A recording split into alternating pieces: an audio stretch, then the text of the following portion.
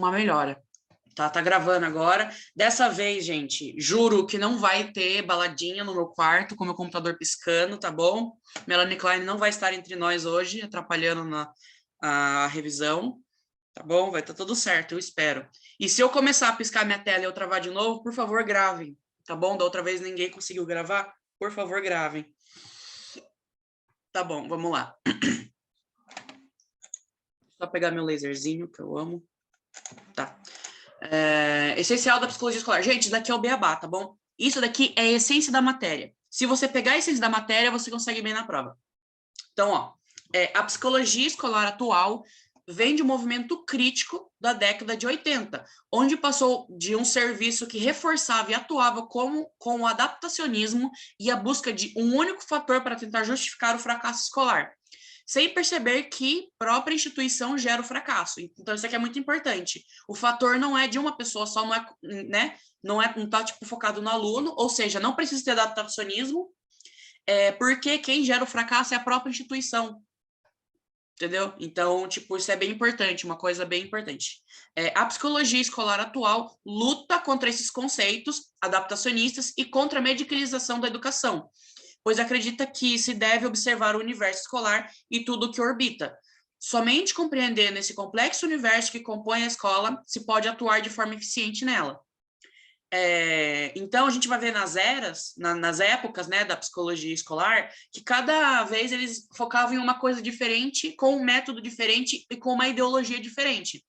Na verdade, era mais ou menos a mesma coisa, só que com uma ideologia diferente, com um método um pouquinho diferente e tal, mas é essencialmente a mesma coisa, que é o foco na queixa escolar e no fracasso, sabe? Então, o essencial disso daqui, de psicologia escolar, é isso, entendeu? Essa coisa eu tô procurando aqui, isso aqui, ó. Isso aqui é muito importante. A gente sai, na década de 80, quando tem a crítica, a gente sai da queixa escolar, né, de objeto de estudo da psicologia escolar, do objetivo dela como tal, ela está a serviço da queixa escolar, passa a ser o fenômeno escolar. Então, a gente não vai estar mais focado em por que a criança não aprende, por que a criança não passa de ano, a gente vai estar focado no processo escolar como um todo, entendeu? Essa mudança aqui é um salto muito importante, tá? Então, eu acho que o essencial da matéria é isso, esse negócio de ser contra o adaptacionismo, ser contra a medicalização, ver a escola como um fenômeno com vários fatores, né? Um universo muito complexo, e a gente estuda esse fenômeno escolar, e não a queixa escolar, entendeu? Isso ficou no passado. Vou até voltar para os slides aqui. Mas, enfim, esse daqui é o essencial, então esse daqui é o cerne da matéria da Kyra, é esta porra aqui, que vai ser falada e refalada ao longo de todas as aulas, né? Se vocês forem ver, ela fala praticamente mais ou menos da mesma coisa, só que de jeitos diferentes, né? Por isso que eu falo que tem muita coisa, mas ao mesmo tempo não tem tanta assim, porque é muita coisa, mas tudo orbitando no mesmo assunto. Aí a gente vem aqui para a primeira aula da Kyra, que é das teorias pedagógicas. Eu não fiz aquele negócio de explicar cada uma, porque a Kyra falou que não vai cair desse jeito, então coloquei só o essencial, que são as teorias críticas e as não críticas. Quando a gente vai falar de teorias críticas, a gente tem que lembrar que elas são reprodutivas. O que significa que é reprodutiva? Quer dizer que a escola é uma bosta, ela induz o fracasso escolar, mas não tem nada que a gente possa fazer. É isso. Eles entendem e eles assumem que a escola tem esse caráter de produzir o fracasso escolar e a desigualdade, porém não tem nada a ser feito. Já a não crítica não acredita que a escola está junto na sociedade. Eles acham que a escola está acima da sociedade e que a escola vai salvar a sociedade, entendeu? Então, ó, vamos entrar aqui.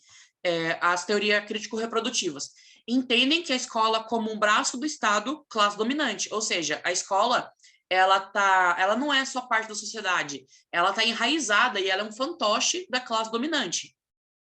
Explica como se esse mecanismo funciona, ou seja, não vai ter uma teoria pedagógica, mas vai ter uma teoria de como o Estado influencia na escola para ela conduzir ao fracasso escolar e à desigualdade, né, e à marginalidade.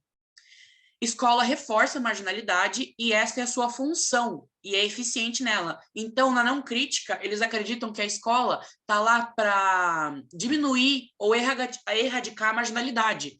Já nas teorias crítico-reprodutivas, a função da escola é gerar a marginalidade e ela é muito boa nisso. Impotência para lutar contra o sistema, porque ele já está estabelecido, né? Então, o sistema que já está estabelecido, temos uma classe dominante, ela nos domina e não tem nada que possamos fazer, entendeu? Então, por isso que ela é crítico-reprodutiva, porque ela tem uma crítica à escola, porém, continua reproduzindo, não tem muita coisa que dá para fazer. Aí tem as teorias não críticas, possui propostas pedagógicas para a escola, ou seja, o professor tem que estar lá na frente e explicando para os alunos, ou não é assim. Os professores têm que ser só uns facilitadores da educação. Não. O professor e o aluno têm que estar abaixo do sistema, etc. Então, eles vão propor jeitos de aprender as coisas, né? Sistemas de aprendizagem. Só que o problema deles é que eles acham que a escola é autônoma da sociedade e que pode mudar, né, a sociedade, sendo que não pode, sabe? Não pode, porque ela faz parte da sociedade, entendeu? Então, eles acreditam que a escola deve superar a desigualdade, mas ela falha. Todas as três teorias pedagógicas falharam em conseguir parar com a desigualdade, né, abaixar a marginalidade. Nenhuma conseguiu. Poder ilusório para lutar contra a marginalidade. Então, olha como eles são opostos. Uma não tem poder para lutar e a outra tem um poder ilusório, que acha que consegue ir contra tudo e contra todos. Então, olha só como é interessante, né? Como um contrapõe o outro. Um é totalmente pessimista e o outro é num otimismo, assim, exacerbado, beirando a psicose, não tendo contato com a realidade. Ambos negam a história e a cultura na análise da teoria.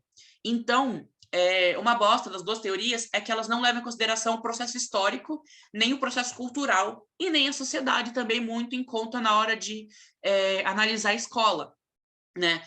A teoria crítico-reprodutiva, ela não acredita que precisa levar em consideração a história, porque a história já é enraizada e não pode ser mudada, então não precisa levar em consideração a história. Já na teoria não crítica, acha que a história é irrelevante porque justamente a escola está acima da sociedade, né? Ela é autônoma, então ela não precisa se prender em aspectos históricos, ela é por ela mesma, a escola existe por ela mesma, sabe? Algum comentário ou alguma dúvida até aqui? Então, dessa parte, não vai precisar saber, por exemplo, da psicologia novicista, sei lá. A Escola psicologia novismo. Não, isso, esse negócio aí.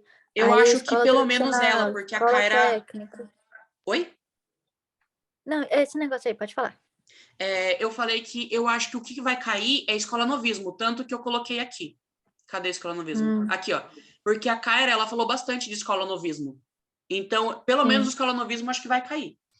beleza. Então, eu acho que ele, mas o resto acho que não. Tipo, descreva como que é a ideologia da violência simbólica do Estado, ou do Estado como aparato de ideologia, etc. Acho que não vai cair esse tipo de coisa, sabe? Tanto que ela nem abordou direito na sala de aula. Sim, tá mais no texto. Mas beleza, Isso, obrigada. exatamente. Então, eu acho que o que vai cair mais é realmente a teoria do escolanovismo, sabe? E como ela não é boa como se propõe.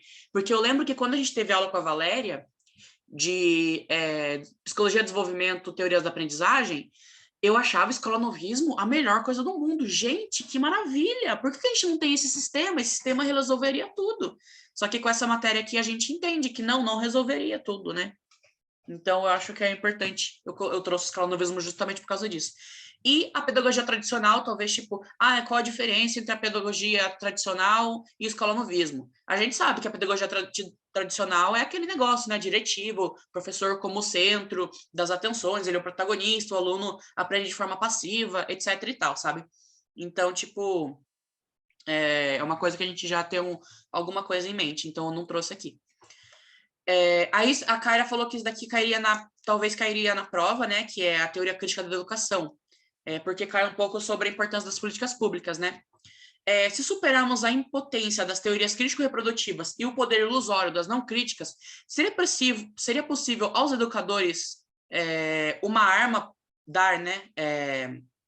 Seria possível dar aos educadores, tá? Então, eu coloquei errado aqui. Dar aos educadores uma arma para que pudessem exercer um poder de transformação real, mesmo que limitado. Na verdade, acho que tinha um ponto de interrogação aqui. Então, é possível, se a gente superar essa parte de poder ilusório, mas impotência, se a gente superar essas duas teorias para criar uma nova, será que seria possível a gente, então, dar para os professores uma ferramenta para trabalhar, né, que fosse contra esse sistema que gera o fracasso escolar e gera o adoecimento mental? O caminho para essa teoria é difícil e repleto de armadilhas postas pelo Estado e pela classe dominante, que aciona seus mecanismos de tempos em tempos para a manutenção de seu poder. O escolanovismo é um exemplo disso, né? Vem como algo que seria a solução para todos os problemas, só que, na verdade, é a mesma ideologia, né? Trocou o cesto, mas o lixo é o mesmo, né? E a reforma do ensino médio, tudo isso é a classe dominante acionando, né, esses seus mecanismos para manter a escola do jeito que eles querem. Como evitar as armadilhas? Aqui é a primeira faísca do que a gente vai ver de por que nós precisamos aprender políticas públicas. Os mecanismos da classe dominante são como armadilhas, pois podem se confundir ou se disfarçar como interesses da classe dominada. Então, ele vem tipo, a classe dominante, ela tem que convencer a classe trabalhadora, a classe dominada, que os interesses da classe dominante também são os interesses da classe dominada. E eles conseguem fazer isso, porque eles têm um aparato de ideologia muito fodido. Então, tipo, tem gente que concorda com a reforma do ensino médio, tem gente que concorda com a reforma trabalhista, porque acha que menos direito para o trabalhador vai gerar mais emprego. Então, olha só, essa pessoa está totalmente fodida da cabeça, sabe? Porque isso segundo essas visões aqui, né, gente? Eu não vou querer, eu não tenho paciência para ficar discutindo política, mas enfim. Então, tipo, ela se disfarça como algo que o povo quer, né? Se disfarça, mas na verdade não é exatamente o que a gente precisa, e sim a gente vai estar lá achando que é o máximo, a gente vai estar tomando no rabo ao mesmo tempo, entendeu? Então, para evitar isso, precisamos estar aptos para identificá-las. É importante que avancemos na compreensão da natureza, da educação e das políticas públicas que as definem em nosso país. Saber ler as entrelinhas e enxergar os interesses e finalidades desses projetos que a ideologia as baseiam e que ideologias a baseiam. Então é isso, né? A gente precisa não ficar no superficial, tipo, reforma do ensino médio, tá, legal, as crianças vão poder escolher as matérias, show. Não, a gente tem que entender para que serve isso, né? A quem esse tipo de política está servindo, né? A serviço de quem está esse tipo de política? Qual que é o objetivo disso de verdade? Entendeu? Para a gente poder trabalhar com isso e estar preparados, para a gente não ser pego desprevenido. Aí isso aqui é a parte crítica na prática, né, que a autora traz no final do texto. Do ponto de vista prático, trata-se de retomar vigorosamente a luta contra a seletividade, a discriminação e o rebaixamento do ensino das camadas populares. Lutar contra a marginalidade por meio das escolas significa engajar-se no esforço para garantir aos trabalhadores um ensino da melhor qualidade possível nas condições históricas atuais. O papel de uma teoria crítica da educação é dar substâncias concretas a essa bandeira de luta, de modo de evitar que ela seja apropriada e articulada com os interesses dominantes. Então, a gente tem que articular uma teoria que, ao mesmo tempo, não se articule com a classe dominante, com os interesses da classe dominante, né, visando os interesses da classe dominada, tá? Então, isso daqui é que a Savini fala no texto dela. Então, é algo, uma luta mesmo, a gente não pode ser passivo, principalmente nessa área da educação, né? Mas eu acho particularmente em todos os aspectos da psicologia. O que eu falei aqui do escolanovismo, a escola nova em sua fachada é uma teoria linda, né? Que eu falei, nossa, que maravilha, que coisa linda, nossa, isso daí resolveria o problema do mundo, que paraíso, Summerhill, incrível. Porém, o que traz em pauta é que o problema da aprendizagem está no método pedagógico tradicional. Os alunos não têm que aprender, eles têm que aprender a aprender. Olha que coisa linda. Com isso, troca a lata, mas o lixo não. o foco continua individual, o fracasso ou o sucesso depende do aluno dele mesmo. A escola entra como um salvador acima de toda a história e sociedade que tem a função de formar esses cidadãos para uma sociedade harmônica que só existe na idealização das teorias deles, só existe na cabeça deles, né? Então é isso, eles reforçam uma teoria neoliberal de que tudo depende de você e que não existe sociedade, só existe você, né? Você e sua família, não existe sociedade, né? Como a Margaret Thatcher falava, que ela é, inclusive, uma das líderes desse movimento neoliberal, né? Não existe sociedade, existe você. O seu fracasso ou o seu sucesso só depende de você, não da sociedade que você vive, não dos processos históricos que levaram a gente até aqui, sabe? Então, o escolanovismo, apesar de parecer muito maravilhoso, e realmente parece que deve ser um ensino muito legal, não chega à raiz do problema. Não é uma teoria radical, radical no sentido de raiz, não chega à raiz do problema. Eles acham que o problema está no método e não nos processos históricos, sabe? Por isso. Alguma coisa até aqui? Algum comentário? Alguma dúvida?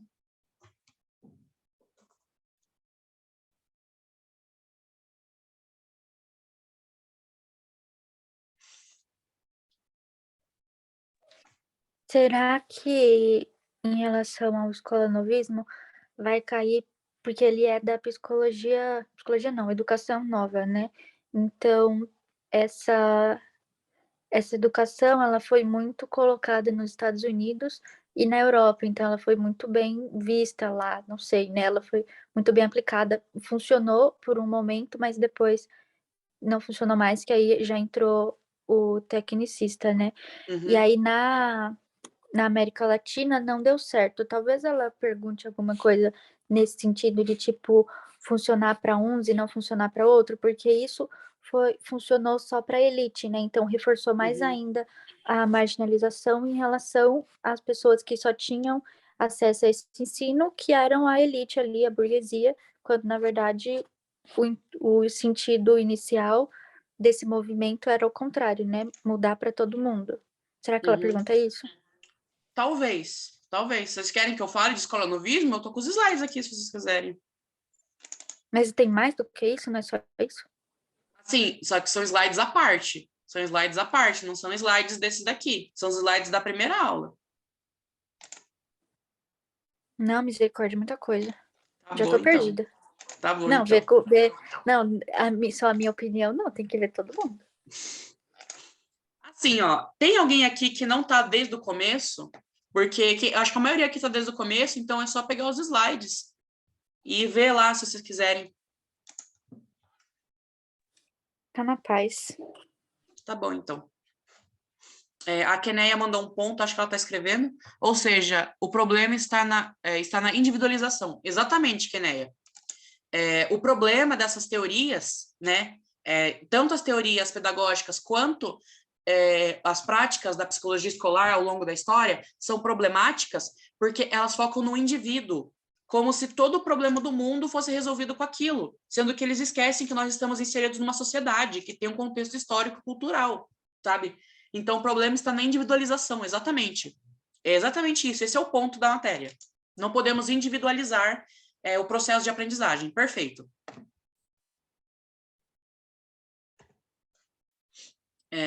Vamos continuar, então, aqui, políticas públicas, né, que é uma parte que acho que vai ser importante também, que a Kaira falou que seria.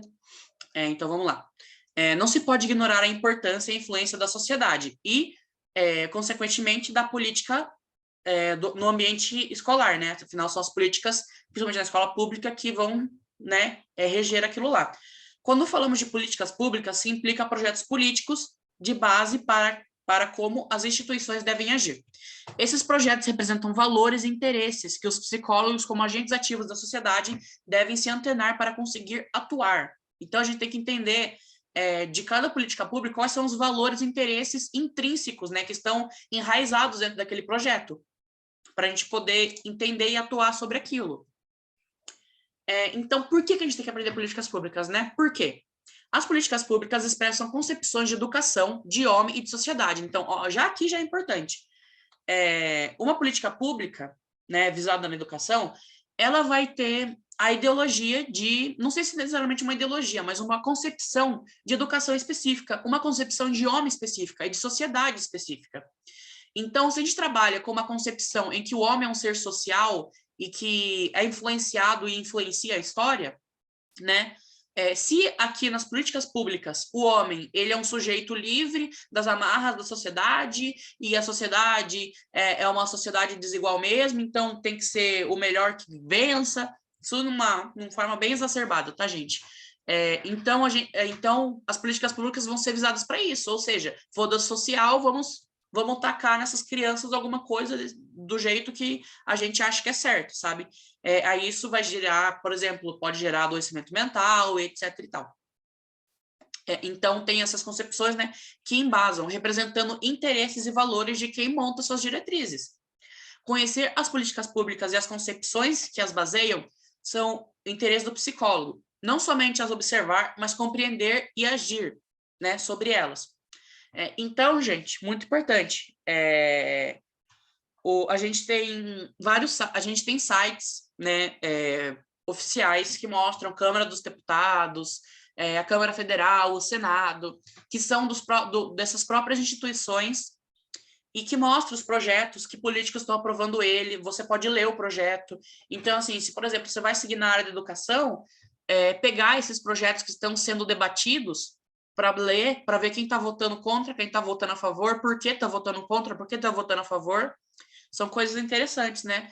Até porque, e cobrar também, né? Porque nós votamos, não sei se vocês vão votar em branco, né? Não é da minha conta, mas a partir do momento que você vota no candidato, eu acho que você tem que cobrar ele das coisas que ele prometeu e o que fez você votar nele, né? Então, a partir do momento que a gente consegue ter acesso à movimentação desses deputados, desses senadores, etc., a gente consegue ter uma cobrança e entender com o que eles estão trabalhando de verdade, sabe? Então é isso. Isso aqui é uma citação do livro que eu peguei sobre as políticas públicas lá, e a autora fala assim: esse é um ponto importante que gostaríamos de ressaltar nesse texto. Se hoje assumimos, nas condições de psicólogos, que devemos estar a serviço da construção de uma escola democrática, é fundamental conhecermos os meandros e os princípios da política pública em educação. Porque não adianta a gente lutar por uma escola democrática, sendo que as políticas públicas não querem que a escola seja democrática, entendeu? Querem que seja de uma maioria. Então é isso. E o importante nessa coisa, isso daqui entra muito, que nós devemos construir uma escola democrática. Isso aqui, em praticamente todos os textos que eu li, juro, praticamente todos das bibliografias obrigatórias, fala que assumimos o compromisso de construir uma escola democrática. A Kaira, não sei se ela falou muito em sala de aula, mas nos textos falam bastante disso, dão muito ênfase nisso. Escola democrática. A importância da década de 80. Gente, isso daqui, década de 80, é o evento, entendeu, gente? Isso daqui é o evento da psicologia escolar, é o momento da psicologia escolar mudar. Eu não vou falar da década de 80 agora, vou falar mais para frente, junto com as épocas, né, os períodos da psicologia escolar, mas aqui é só um contexto, né? Por que foi tão importante, né? Teve abertura... Deixa eu ver alguém mandando mensagem. Sim, é função. A gente luta pela democratização e pela qualidade de ensino para todos. Então, a gente luta contra a desigualdade. Falta 10 minutos para acabar, acho que dá certo. Então, é isso, função da escola escolar, além de promover qualidade de ensino, também uma escola democrática. Que uma escola democrática vai aumentar a qualidade de ensino, né? Então, é isso, sim. Então, aspectos da importância da década de 80. Abertura democrática, isso é extremamente importante. Crítica aos sistemas vigentes, né, que aconteceu em todos os aspectos da sociedade, lutas sociais. Gente, na década de 80, deu tanto movimento social, tanto, foi assim, delícia. Discurso contra a classe dominante crescente. Isso aqui não está no texto, mas assim, isso ajudou bastante. Nessa época tinha movimentos metalúrgicos, movimentos marxistas, que finalmente puderam ganhar voz depois da ditadura. Opa, estou falando muito rápido, perdão, gente.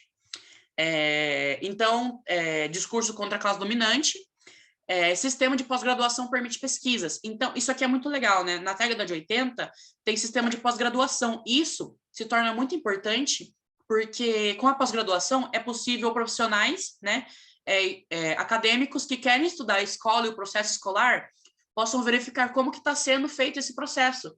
E é justamente disso que a gente vai falar agora, né, desses pesquisadores. Então, Ô, Gi, Ferrari, gente, eu não suporto esse nome. Oi, alguém quer falar? só uma dúvida, essa da década de 80, ela é só no Brasil ou é na América Latina ou o quê? Putz, não sei. Na América Latina como um todo teve várias ditaduras militares, mas eu acho que elas acabaram em momentos diferentes. Mas aqui eu tô falando exclusivamente do Brasil. Mas assim, eu não sei se Beleza, estava desse jeito nos outros países. Provavelmente, mas eu não tenho certeza. beleza, obrigada. Ferrari e suas teses, né? Esse estudioso aqui, o Ferrari, ele estudou o processo de exclusão da escola. E ele deu dois tipos de exclusão: exclusão da escola e exclusão na escola.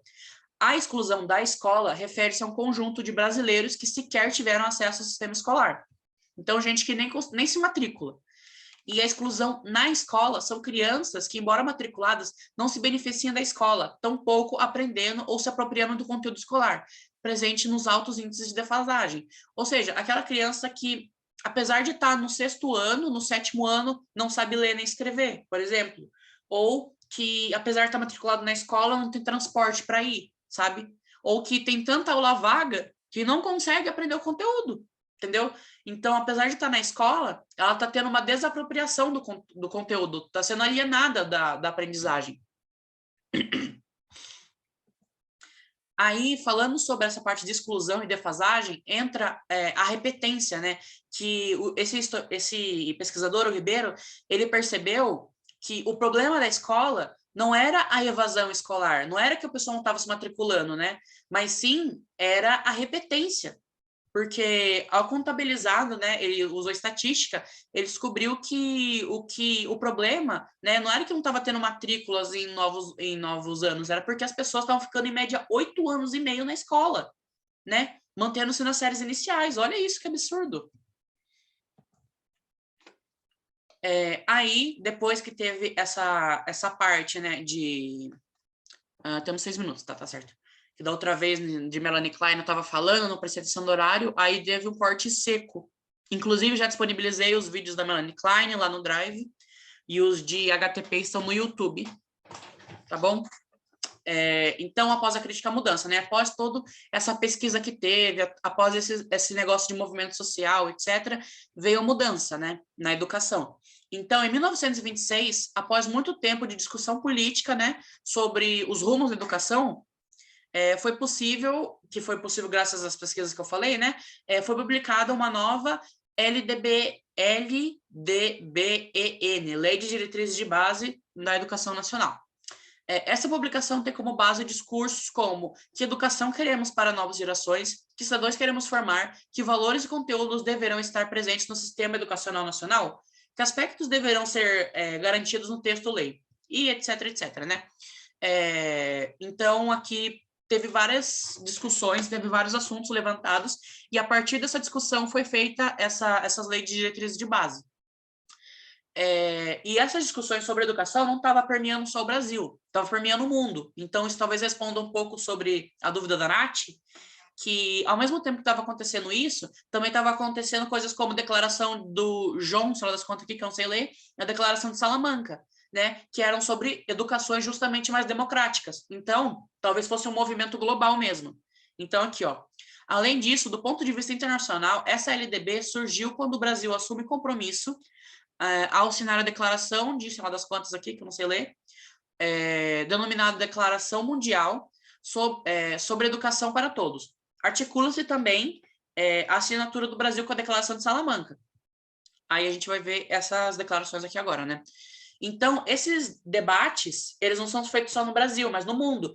E esses debates feitos de modo internacional influenciaram no projeto nacional, né? Então, com essa declaração aqui, essa declaração mundial, o Brasil assumiu o compromisso de assegurar às crianças, jovens e adultos em 10 anos, no período de 1923 até 2003, conteúdo mínimo de aprendizagem que respondesse às necessidades elementares da vida contemporânea, a universalização da educação fundamental e a erradicação do analfabetismo. Então, isso aqui se tornou parte da política de lei, da política de diretrizes de base, né? Que todo mundo deve ter acesso à educação, isso é universal, e esse projeto de erradicação do analfabetismo. Aí tem a declaração de Salamanca, que é sobre educação especial e inclusão na escola, né? Eu tô me regulando aqui para começar para falar devagar. Quando eu percebo que eu tô engatando muito, eu dou uma freada. São tratados internacionais, isso mesmo, Keneia. Então, essa lei de diretrizes de base, ela garantiu que seria dever do Estado, isso é muito importante, elaborar o plano decenal, quer dizer, decente, também decente, né? Esse plano decenal de educação para o Brasil, permitindo que a educação seja, de fato, uma política de Estado com metas, objetivos, finalidades de formação e superar ações eleitorais pontuadas clientelistas. O que isso quer dizer? Que quando passa a ser um compromisso, um dever do Estado, a gente tem que diferenciar Estado de governo, né? O governo é quem vai gerir o Estado naquele momento com as pessoas que foram eleitas. Então, por exemplo, o Bolsa Família. O Bolsa Família, ele é um projeto estatal. Então, não importasse o governo que entrasse, aquilo era um projeto de Estado, não de governo. Só que aí tirou e colocou o Casa Verde e Amarela, que é um projeto de governo. Então, quando acabar o governo Bolsonaro, esse Casa Verde e Amarela vai acabar, porque não se tornou dever do Estado, se tornou dever do governo, entendeu? Então, quando se torna dever do Estado, não importa o político que entre, ele vai ter que seguir aquilo, ele vai ter que seguir vai ter que cumprir aqueles objetivos. Então, isso é a importância de ser dever do Estado a partir de agora. E isso evita políticas eleitoreiras, como, por exemplo, o digníssimo presidente da República agora, dando auxílio, né? Isso pode se enquadrar como uma ação eleitoreira, né? Tá dando dinheiro para o pessoal, achando que vai fazer os votos subirem. No caso, não subiram, né? Porque uma coisa não tem nada a ver com a outra. Mas, enfim, é mais ou menos por aí. A lei reafirma do mesmo objetivo do Estado e municípios que passam a ter de apresentar o plano decenal de educação. Então, não é só de Estado, tipo governo federal, mas sim todos os municípios. Então, se tornou algo geral, assim, sabe? Então, foi muito importante para a educação. Também possibilitou a elaboração de parâmetros curriculares nacionais, PCN, e etc. e tal. Temos 1 minuto, eu acho que já vai entrar em outra coisa agora. Alguma dúvida até aqui ou algum comentário? Falta 1 minuto e 5 segundos. Alguém até saiu aqui, quem que saiu? Vixe, a Natália. Alguma dúvida até aqui, gente? Algum comentário?